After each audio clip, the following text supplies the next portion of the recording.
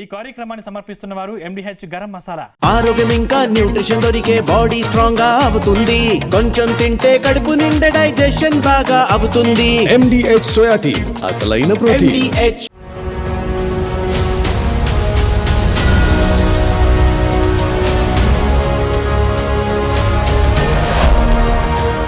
Welcome to నే report. Warangal జిల్లా కాంగ్రెస్లో వర్గపోరు మళ్లీ భగ్గుమంది. స్టేషన్ గన్పూర్ ఎమ్మెల్యే కడియం శ్రీహరిపై మంత్రి కొండా సురేఖ ఫైర్ అయ్యారు. జిల్లా వ్యవహారంలో కడియం జోక్యం చేసుకోవడంపై మంత్రి సురేఖ సీరియస్ అయ్యారు. మంత్రి సురేఖ శాఖలో కడియం పెద్దరికం చేసే ప్రయత్నాలు చేస్తున్నారా? ఈ విషయాన్ని మంత్రి సురేఖ తట్టుకోలేకపోతున్నారా? అందుకే ఎమ్మెల్యే కడియం తీరును నిరసిస్తూ పార్టీ హైకమాండ్కు లేఖ రాశారా? ఇప్పుడు ఓరుగల్లు నేతల పంచాయతీ కాంగ్రెస్ పెద్దలకు తలనొప్పిగా మారిందా? Let's watch the story.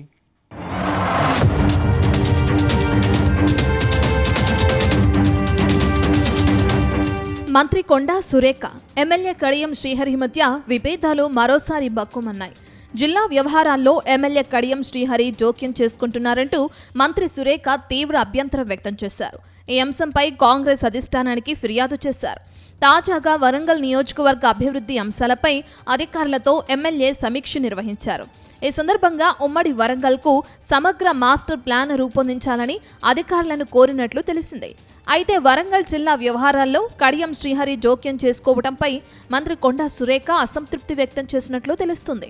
దేవాదాయ శాఖ మంత్రిగా ఉన్న తనను సంప్రదించకుండా కడియం శ్రీహరి సమీక్షా సమావేశాన్ని నిర్వహించడమే కాకుండా స్టేషన్ గన్పూర్లోని ప్రధాన ఆలయాల అభివృద్ధికి సమగ్ర మాస్టర్ ప్లాన్లు సిద్ధం చేయాలని దేవాదాయ శాఖ కమిషనర్ను నేరుగా ఆదేశించడం కాంగ్రెస్ శ్రేణుల్లో తీవ్ర చర్చనీయాంశమైంది.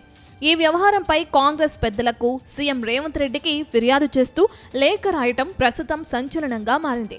ఈ పరిణామంతో కొండా సురేఖ, కడియం శ్రీహరి మధ్య కొనసాగుతున్న రాజకీయ విభేదాలు మరోసారి బయటపడ్డాయి.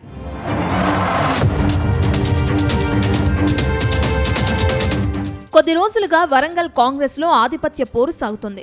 మంత్రి కొండా సురేఖ వర్సెస్ జిల్లా ఎమ్మెల్యేలుగా వర్గపోరు నడుస్తుంది. మంత్రి కొండా సురేఖ భర్త కొండా మురళి జిల్లా ఎమ్మెల్యేలపై వివాదాస్పద కామెంట్స్ చేయడంతో మొదలైన లొల్లి మొన్నటి వరకు కొనసాగింది. అంతకుముందు ఎమ్మెల్యేలు కడియం శ్రీహరి, రేవూరి ప్రకాష్ రెడ్డిని ఉద్దేశించి సంచలన కామెంట్స్ చేశారు. దాంతో కొండా మురళిపై కాంగ్రెస్ నేతలు బగ్గుమన్నారు. ఆ తర్వాత జిల్లా నేతల పంచాయతీ క్రమశిక్షణ కమిటీ వద్దకు చేరింది. ఇటీవల మల్లు రవి నేతలను పిలిచి అభిప్రాయాలు తీసుకున్నారు. కానీ నిర్ణయం మాత్రం తీసుకోలేదు. దాంతో పంచాయతీ మళ్లీ మొదటికొచ్చింది. తాజాగా భద్రకాళి ఆలయం పాలక మండలి పోస్టుల భర్తీ విషయంలో ఎమ్మెల్యే నాయిని రాజేందర్ రెడ్డి, మంత్రి మధ్య వివాదం రాచుకుంది. పాలక మండలి పదవులను మంత్రి అనుచరులకే ఇచ్చారని ఎమ్మెల్యే ఆరోపించారు. అటు మంత్రి కూడా జిల్లా నేతలను కలుపుకుని వెళ్లటం లేదని ప్రచారం సాగుతుంది. ఆ తర్వాత మంత్రి కొండా సురేఖ, ఎమ్మెల్యే నాయిని రాజేందర్ రెడ్డి ఇంట్లో విందుకు హాజరయ్యారు. దాంతో ఓరుగల్లు లీడర్ల మధ్య వివాదానికి ఎండ్ కార్డ్ పడిందని అందరూ భావించారు. కానీ ఇప్పుడు కడియం సమీక్షతో మంత్రి సురేఖ మరోసారి బక్కుమనడం జిల్లా రాజకీయాల్లో హాట్ టాపిక్గా మారింది.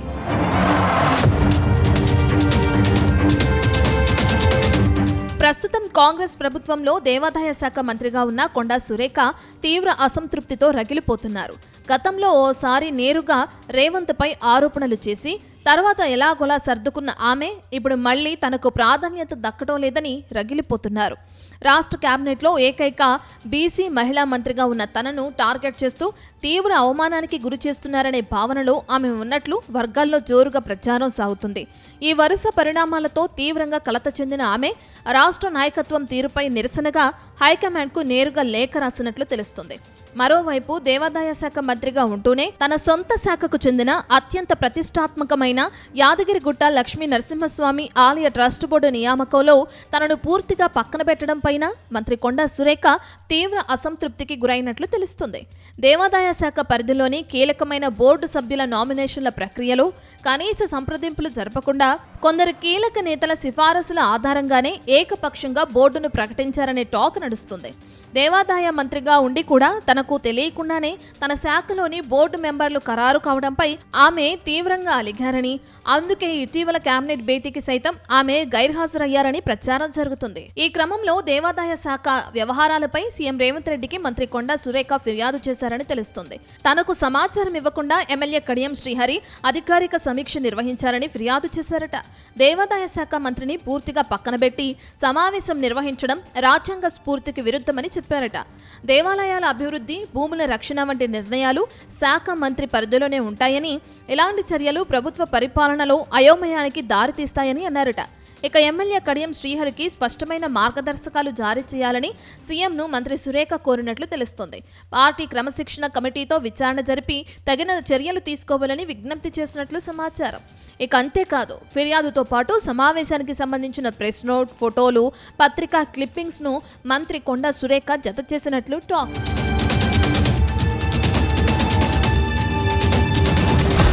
ఏదేమైనా వరంగల్ జిల్లా కాంగ్రెస్ లో కొండా సురేఖ వర్గానికి, కడియం వర్గానికి మధ్య మొదటి నుంచి ఆధిపత్య పోరు సాగుతుంది. తాజాగా దేవాలయాల మాస్టర్ ప్లాన్ వివాదం, యాదాద్రి బోర్డు వ్యవహారం అగ్గి రాజేసింది. ఓ సీనియర్ నాయకురాలిగా ప్రభుత్వంతో కీలక మంత్రిగా ఉన్నప్పటికీ తన పరిధిలోని నిర్ణయాలను ఇతరులు శాసించడంపై సురేఖ తీవ్ర అసహనంతో ఉన్నారు. మొన్నటి వరకు ఓరుగల్లులో ఓ రేంజ్లో సాగిన రాజకీయాలు ఆ తర్వాత కూల్ అయినట్లే కనిపించాయి. కానీ ఆలోపే మరోసారి మంత్రి సురేఖ ఫైర్ అయ్యారు. దాంతో వరంగల్ జిల్లా రాజకీయాలు ఇంకెన్ని మలుపులు తిరుగుతాయో అన్న చర్చ జరుగుతుంది.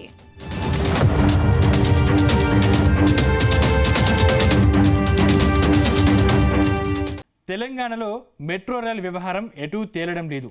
హైదరాబాద్ మెట్రో లోన్ వ్యవహారం కేంద్రం వద్ద ఆగిపోయింది. ఇటీవల హస్తినకు వెళ్లిన సీఎం రేవంత్ రెడ్డి కేంద్ర మంత్రుల్ని కలిసి మెట్రో లోన్ వ్యవహారంపై చర్చలు జరిపారు. మెట్రో లోన్ వెంటనే మంజూరు అయ్యేలా చూడాలని కేంద్ర మంత్రుల్ని కోరారు. సీఎం కేంద్ర పెద్దల్ని కలిసి 10 రోజులు దాటినా ఈ ఫైల్ ముందుకు కదలట్లేదు. దాంతో సీఎం రేవంత్ రెడ్డి కేంద్ర మంత్రి కిషన్ రెడ్డికి మరో లేఖ రాశారు. ఇప్పుడు వ్యవహారం బీజేపీకి అగ్ని పరీక్షగా మారిందా?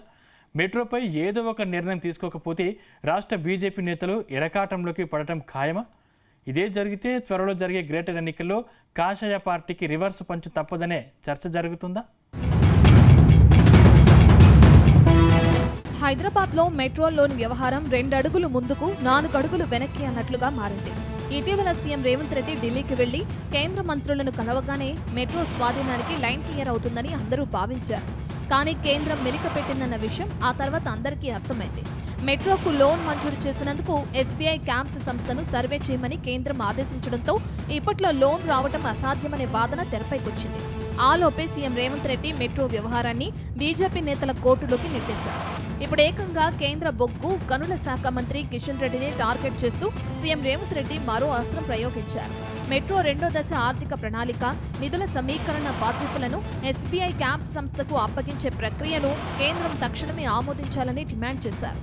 అయితే సీఎం రేవంత్ ఈ మెగా ప్రాజెక్టుతో తెలంగాణ బీజేపీ నేతలకు టార్గెట్ ఫిక్స్ చేశారని పార్టీ వర్గాల్లో జోరుగా ప్రచారం సాగుతుంది.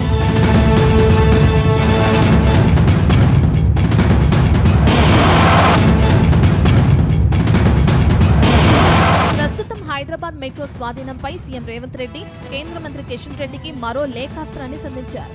హైదరాబాద్ మెట్రో ఫేజ్ 2 విస్తరణకు అనుమతులు మంజూరు చేయాలని లేఖల్లో కోరారు. అంతేకాదు, మెట్రో ఫేజ్ 1ను రాష్ట్ర ప్రభుత్వం స్వాధీనం చేసుకునే ప్రక్రియను వేగవంతం చేయాలని డిమాండ్ చేశారు.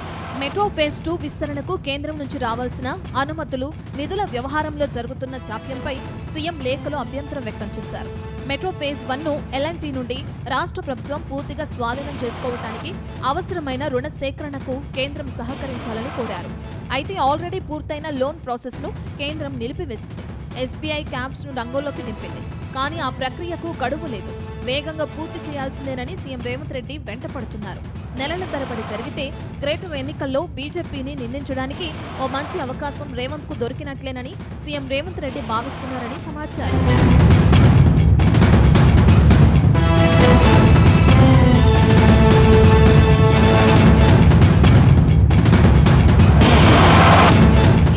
రేవంత్ రెడ్డి మైండ్ గేమ్ వెనుక బలమైన పొలిటికల్ వ్యూహం ఉందని చర్చ జరుగుతుంది. త్వరలోనే గ్రేటర్ హైదరాబాద్ పరిధిలోని 3 కార్పొరేషన్ల మున్సిపల్ ఎన్నికలు జరగబోతున్నాయి. ఈ సమయంలో మెట్రో రైల్ వ్యవహారాన్ని ప్రధాన అస్త్రంగా మార్చుకునే ఆలోచనలో సీఎం రేవంత్ రెడ్డి ఉన్నారట. ఐటీ కారిడార్, మల్కాజ్గిరి, సికింద్రాబాద్ పరిధిలో బీజేపీకి బలమైన ఓటు బ్యాంక్ ఉంది. కానీ ఇప్పుడు సీఎం రేవంత్ రెడ్డి మెట్రో వైఫల్యం పూర్తిగా కేంద్ర మంత్రిగా ఉన్న కిషన్ రెడ్డిదేనని సిటీ ఓటర్ల మైండ్లోకి బలంగా ఇంజెక్ట్ చేస్తున్నారు. దీనివల్ల రేపు మెట్రో పనులు ప్రారంభం కాకపోతే ఆ నెపం పూర్తిగా బీజేపీ పైకే నెట్టేసి ఎన్నికల్లో భారీ లబ్ధి పొందేలా ప్లాన్ చేస్తున్నట్లు సమాచారం. ఒకవేళ కిషన్ రెడ్డి మిగతా బీజేపీ ఎంపీలు గట్టిగా నిలబడి వారం 10 రోజుల్లో ఎస్బీఐ క్యాంప్స్ నివేదికను కేంద్ర కేబినెట్ ఆమోదాన్ని తీసుకురాగలిగితే క్రెడిట్ బీజేపీ ఖాతాలో జమ అయ్యే ఛాన్స్ ఉందని అంటున్నారు. అలా కాకుండా ఢిల్లీ అధికార యంత్రాంగం ఎప్పట్లాగే ఫైళ్లను పెండింగ్లో పెడితే మాత్రం ఈ అంశమే ఎన్నికల్లో ప్రధాన అస్త్రంగా మార్చుకునేలా కాంగ్రెస్ పెద్దలు వ్యూహాలు రచిస్తున్నట్లు తెలుస్తుంది.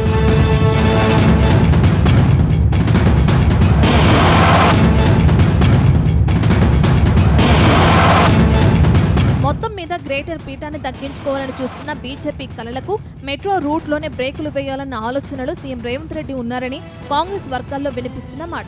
అయితే సీఎం రేవంత్ రెడ్డికి కేంద్ర బీజేపీ పెద్దలు బ్రేకులు వేస్తారా, రేవంత్ రెడ్డి వేసిన బ్రేకుల వద్దే ఆగిపోతారా అనేది తెలియాలంటే మాత్రం మరికొద్ది రోజులు ఆగాల్సిందే అంటున్నారు పొలిటికల్ పరిశీలకులు.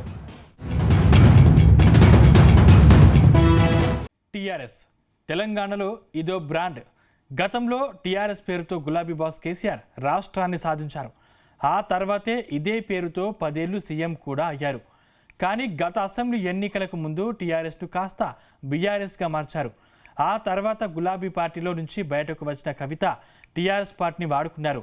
తన కొత్త పార్టీకి తెలంగాణ రక్షణ సేన టీఆర్ఎస్ అని నామకరణం చేశారు. కానీ ఈ పేరుపై దాదాపు 1000కి పైగా ఫిర్యాదులు వెళ్లడంతో టీఆర్ఎస్ పేరుపై కవిత ఆశలు వదులుకోవాల్సిందేనా? Let's watch the story.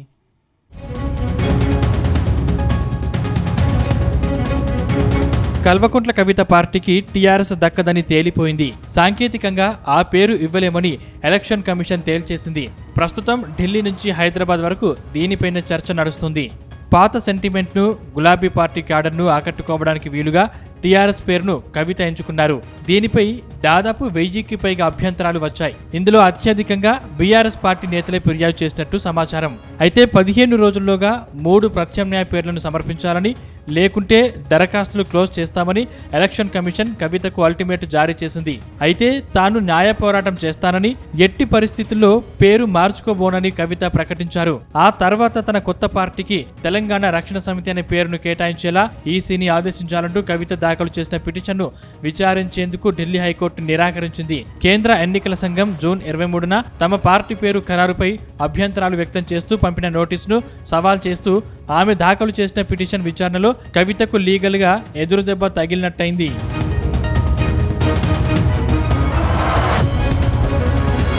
ఈ నేపథ్యంలోనే ఢిల్లీ హైకోర్టు కీలక వ్యాఖ్యలు చేసింది. తెలంగాణ రక్షణ సమితికి ప్రత్యామ్నాయంగా తెలంగాణ రక్షణ సేన అనే పేరును పరిశీలించాలని కవిత లాయర్లు కోరగా న్యాయస్థానం దాన్ని తోసిపుచ్చింది. ఆ పేరు పెట్టినా కూడా సంక్లిప్తంగా చూస్తే మళ్లీ టీఆర్ఎస్ అనే వస్తుందని, తద్వారా ఈసీఐ లేవనెత్తిన ప్రధాన అభ్యంతరానికి ఎలాంటి పరిష్కారం దొరకనట్లే అవుతుందని కోర్టు స్పష్టం చేసింది. పేరు మార్చినా అబ్రివియేషన్ మారినప్పుడు గందరగోళం అలాగే ఉంటుందని కోర్టు అభిప్రాయపడింది. చివరకు ఈ వ్యవహారంలో జోక్యం చేసుకుని ఎన్నికల సంఘానికి ఆదేశాలు ఇచ్చేందుకు ఢిల్లీ హైకోర్టు పూర్తిగా నిరాకరిస్తూ కవితకు స్పష్టమైన తీర్పునిచ్చింది. ఎన్నికల సంఘం జారీ చేసిన అభ్యంతరాల నోటీసుకు ముందుగా కవిత పద్ధతి ప్రకారం ఈసీఐకే సరైన సమాధానం సమర్పించాలని కోర్టు ఆదేశించింది. ఈ ప్రాథమిక దశలోని కోర్టు జోక్యం చేసుకుని పిటిషన్ను విచారణకు స్వీకరిస్తే అది స్వయం ప్రతిపత్తి కలిగిన ఎన్నికల సంఘం యొక్క చట్టబద్ధమైన అధికార విధుల్లో జోక్యం చేసుకోవడమే అవుతుందని పేర్కొంటూ పిటిషన్ను పక్కన పెట్టడంతో కవిత ఇప్పుడు ప్రత్యామ్నాయ పేర్లను సూచించాల్సిన పరిస్థితి ఏర్పడింది.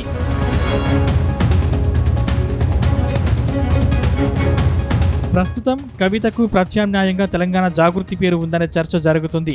ఇప్పటికే తెలంగాణలో జాగృతి సేవలు విస్తృతంగా జరుగుతున్నాయి. కేసీఆర్ కూతురుగా ఎంత గుర్తింపు దక్కించుకున్నారో జాగృతి సేవలతో అంతకు మించిన గుర్తింపు దక్కించుకున్నారు. వాస్తవానికి బంజారాహిల్స్తో తెలంగాణ జాగృతి నూతన కార్యాలయాన్ని ప్రారంభించినప్పుడే చాలా మంది అదే పేరుతో పొలిటికల్ ఎంట్రీ ఇస్తారని భావించారు. తెలంగాణ ఉద్యమ కాలంలో సాంస్కృతిక పునర్జీవనం ద్వారా, బతుకమ్మ పండుగ ద్వారా కవిత మహిళల్లో, గ్రామీణ ప్రాంతాల్లో తెలంగాణ జాగృతి బ్రాండ్ విపరీతంగా ప్రమోట్ చేశారు. తెలంగాణలోని ప్రతి గ్రామంలోనూ బలమైన నెట్వర్క్ కమిటీలు ఉన్నాయి.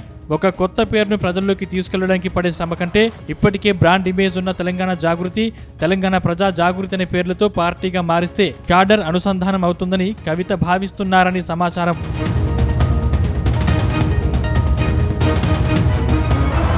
మొత్తం మీద టీఆర్ఎస్ పేరు కవితకు దక్కే అవకాశాలు దాదాపు లేనట్టే. ఇప్పటికే టీఆర్ఎస్ పార్టీని రద్దు చేయాలని దాదాపు 1000కి పైగా ఫిర్యాదులు చేసిన గులాబీ లీడర్లు చివరకు ఆమెను టీఆర్ఎస్ లేకుండా చేశారు.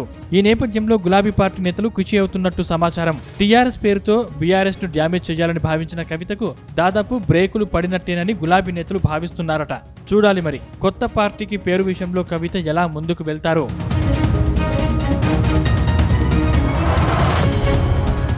వైసీపీ నేతలే టార్గెట్గా బీజేపీ ఆపరేషన్ ఆకర్ష్ మొదలుపెట్టిందా? వైసీపీ నేతలకు గాలం వేసే పనిని ఎంపీ సీఎం రమేష్కు అప్పగించారా? సీఎం రమేష్ ఎంట్రీతో ఆయనకు ఫ్యాన్ పార్టీలో కీలక నేతలు టచ్లోకి వెళ్లారా? ఉత్తరాంధ్ర, కృష్ణా, గుంటూరు జిల్లాలో కీలక నేతలు బీజేపీ కండువాలు కప్పుకుంటే బీజేపీకి మరింత బూస్టింగ్ ఖాయమా? ఇప్పటికే చేరికల కమిటీని జనసేన పార్టీ ఏర్పాటు చేసింది. ఇప్పుడు ఈ రెండు పార్టీలకు పోటీగా ఎదిగే ఆలోచనలో బీజేపీ నేతలు ఉన్నారా? మరి ఏపీలో బీజేపీ ఆపరేషన్ ఆకర్ష్ ఎంత మేర సక్సెస్ కాబోతుంది?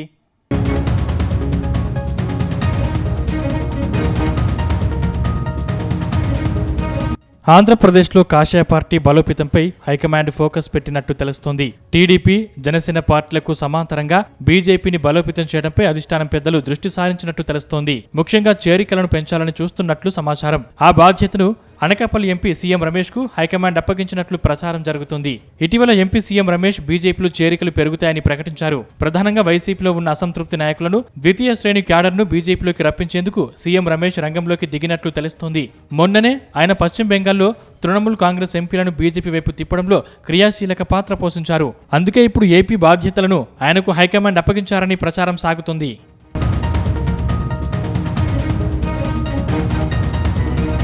ఇప్పటికే జనసేనలో చేరికల కమిటీని ఏర్పాటు చేశారు. ఇదంతా ఒక వ్యూహం ప్రకారమేనని తెలుస్తోంది.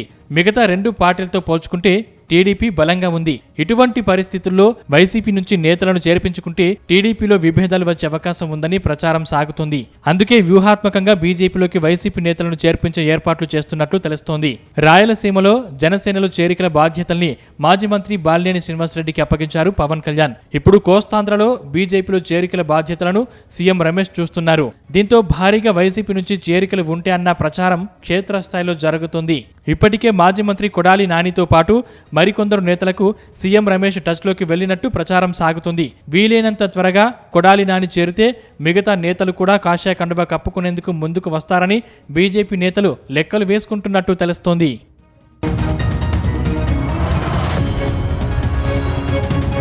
అయితే ఎంపీ సీఎం రమేష్ అంటే తెలుగుదేశం పార్టీ నాయకత్వానికి అత్యంత దగ్గరగా ఉండే నేత. గత ఎన్నికల్లో ఉత్తరాంధ్రలో విపరీతమైన ప్రభావం చూపారు. ఉత్తరాంధ్రలో కూటమి గెలిచేందుకు అవసరమైన వనరులను సమకూర్చారు. అందుకే ఈసారి బీజేపీ ఆకర్ష భారీగా ఉండబోతోందన్న టాక్ వినిపిస్తోంది. దాదాపు అన్ని జిల్లాల నుంచి వైసీపీ కీలక నేతలు చేరికలు ఉంటాయని బీజేపీ వర్గాలు చెబుతున్నాయి. సీఎం రమేష్ ఇప్పటికే ప్రయత్నాలు మొదలు పెట్టారని, వైసీపీ కీలక నేతలతో చర్చలు జరుపుతున్నారన్న టాక్ నడుస్తోంది. త్వరలోనే విశాఖ జిల్లాలో ఒకరిద్దరు బడా నేతలను బీజేపీలో చేర్చుకునే పనిలో సీఎం రమేష్ ఉన్నారని తెలుస్తోంది. మరోవైపు వైసీపీ నుంచి సస్పెండ్ అయిన దువ్వాడ శ్రీనివాస్ను బీజేపీ కండువా కప్పేందుకు సీఎం రమేష్ ప్రయత్నిస్తున్నారట. ఇటీవల వైసీపీలోకి చేర్చుకునేది లేదని తాడేపల్లి వర్గాలు స్పష్టం చేయడంతో ఆయనకు దారులన్నీ మూసుకుపోయాయి. ఇప్పుడున్న పరిస్థితుల్లో బీజేపీలో చేరితే భవిష్యత్తులో మంచి అవకాశాలు ఇస్తామని కాషాయ పార్టీ పెద్దలు హామీ ఇచ్చినట్టు ప్రచారం సాగుతుంది.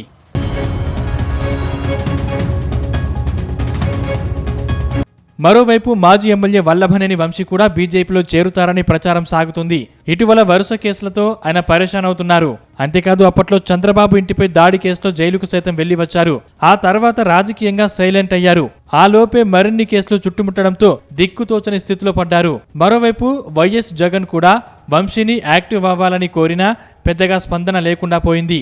ఈ నేపథ్యంలోనే ఆయనకు కాషాయ కండువా కప్పుకోవాలని ఒత్తిడి పెరుగుతుంది. దాంతో ఆయనకు బీజేపీ నేతలు టచ్లోకి వెళ్లారని తెలుస్తోంది. ఈయన కూడా బీజేపీలో చేరితే కృష్ణా జిల్లాలో మరికొందరు వైసీపీ నేతలకు కాషాయ కండువాలు కప్పేసి బీజేపీని బలోపేతం చేయాలని కమలనాథులు భావిస్తున్నట్లు తెలుస్తోంది. మొత్తం మీద వైసీపీ నేతలే టార్గెట్గా కాషాయ పెద్దలు ఆపరేషన్ ఆకర్షం మొదలు పెట్టారని సాగుతున్న ప్రచారం వైసీపీలో ప్రకంపనలు రేపుతోంది.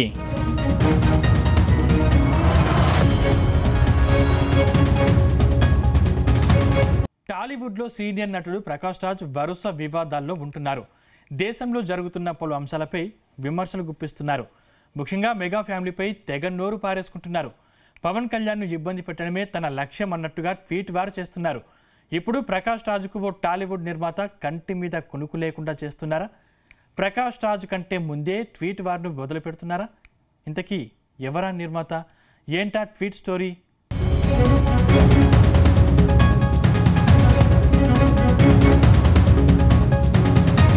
టాలీవుడ్ నటుడు ప్రకాష్ రాజ్ లేనిపోని వివాదాల్లో ఇరుక్కుంటున్నారు. అవసరం లేని అంశాలను కూడా తలదూర్చి నోరు పారేసుకుంటున్నారు. ఇటీవల గోదావరి జిల్లాలో జరిగిన ఓ సభలో మతపరమైన వ్యాఖ్యలు చేసిన వారిని ఏపీ పోలీసులు అరెస్టు చేశారు. ఈ ఘటనపై ప్రకాష్ రాజ్ స్పందించారు. AP CM Chandrababu, deputy CM Pawan కళ్యాణ్ల ఆదేశాలతో జరిగినట్లు ఇది మంచి పద్ధతి కాదు అంటూ ప్రకాష్ రాజ్ ట్వీట్ చేయడం హాట్ టాపిక్ అవుతుంది. అయితే ఇప్పటికే ప్రకాష్ రాజ్ కర్ణాటక ధర్మస్థలి వివాదంలో ఉన్నారు. మరోవైపు 4 రాష్ట్రాల్లో ఓటరు గుర్తింపు కలిగి ఉండడంపై కూడా ఆయనపై కోర్టు ఆగ్రహం వ్యక్తం చేసింది. ఇటువంటి పరిస్థితుల్లో కూడా పవన్ కళ్యాణ్ ఏపీలో అనవసర వివాదాల్లో జోక్యం చేసుకుంటున్నారని ఆరోపణలు వినిపిస్తున్నాయి. బీజేపీ నేత విష్ణువర్ధన్ రెడ్డి గట్టిగానే ఆయనకు హెచ్చరికలు పంపారు. అనవసరంగా ఏపీ విషయంలో జోక్యం చేసుకోవద్దని హెచ్చరించారు. అయినా ప్రకాష్ రాజ్ మాత్రం తన ట్వీట్ వరకు ఎండు కార్డు వేయడం లేదు.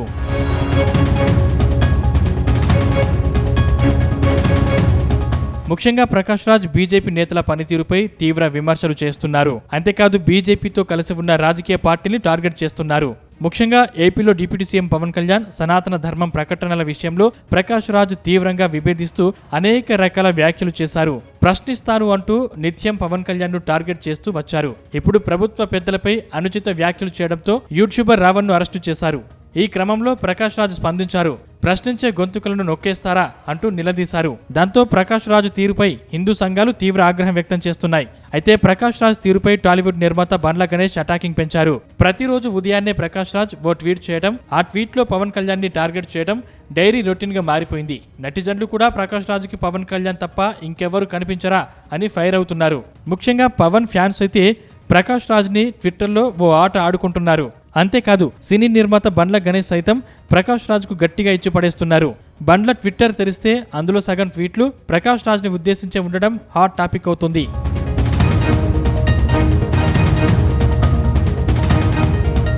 తాజాగా బండ్ల గణేష్ ప్రకాష్ రాజ్ ను మళ్లీ టార్గెట్ చేశారు.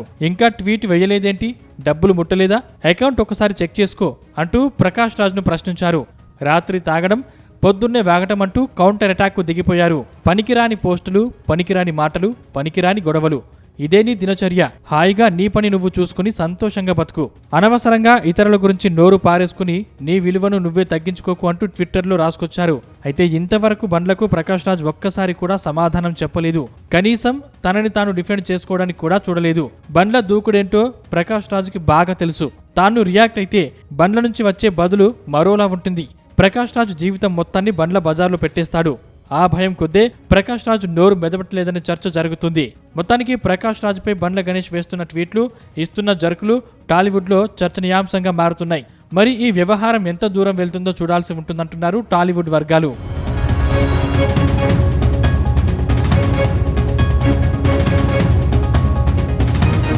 ఇది ఇవాల్టి ఇన్నర్ రిపోర్ట్. రేపటి ఇన్నర్ రిపోర్ట్ లో మళ్ళీ కలుద్దాం.